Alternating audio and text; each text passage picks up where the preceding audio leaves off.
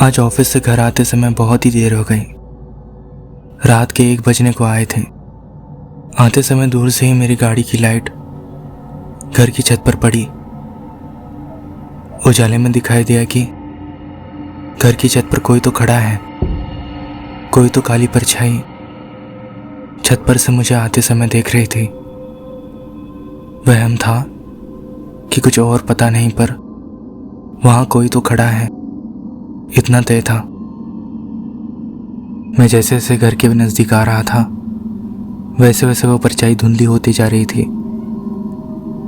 मेरे हाथ ठंडे पड़ गए और बाइक पर से मेरा कंट्रोल धीरे धीरे छूटने लगा।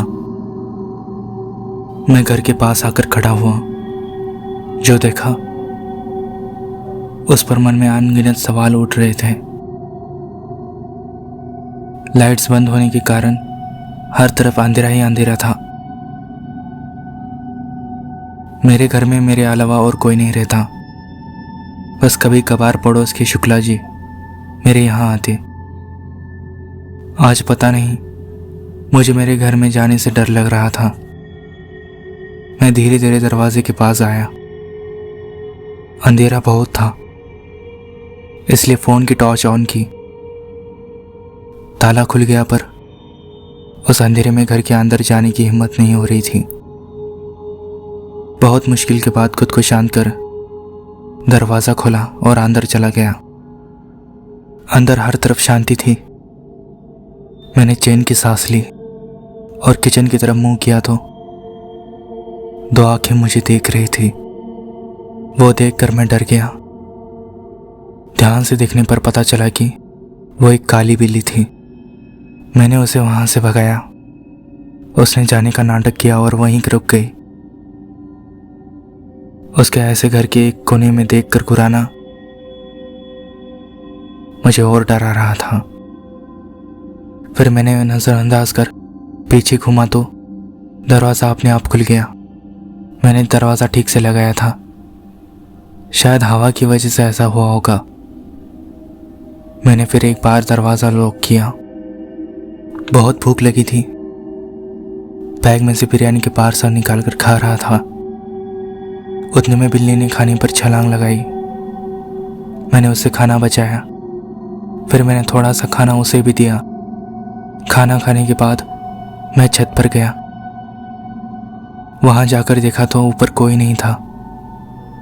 शायद मुझे वहम हुआ होगा। मैं फिर नीचे आया। नींद तो आ रही थी, पर मन में उस परछाई के बारे में ही चल रहा था। मेरी नजर सामने के मिरर पर गई। वहां वही परछाई खड़ी थी। मेरे रोंगटे खड़े हो गए। चीखने की कोशिश कर रहा था, पर मुंह से शब्द ही नहीं निकल पा रहे थे। मैं वहां तेजी से दरवाजे की तरफ भागा। अंदर से लगाई हुई कड़ी निकाल दी, पर दरवाजा खुलने का नाम नहीं ले रहा था। फिर मैं भागते हुए बेडरूम में आकर पलंग के नीचे छुप गया। मेरी पूरी बॉडी कांप रही थी। थोड़ी देर तक सब शांत रहा। फिर एक जली हुई औरत मेरे कमरे में आई।